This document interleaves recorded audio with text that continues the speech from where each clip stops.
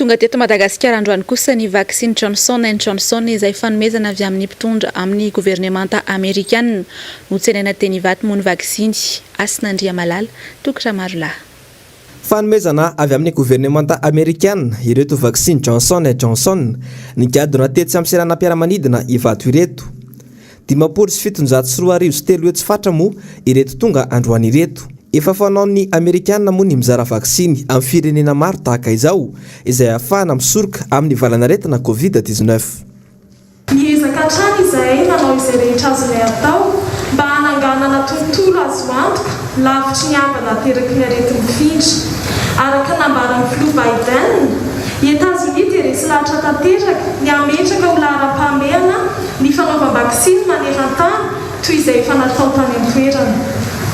Nanamafy mora mato Ami Hayat favaindohan-drarany États-Unis ny iady amin'ny Covid-19 indrindra aty amin'ny tany manitra toa antsika eto Madagasikara.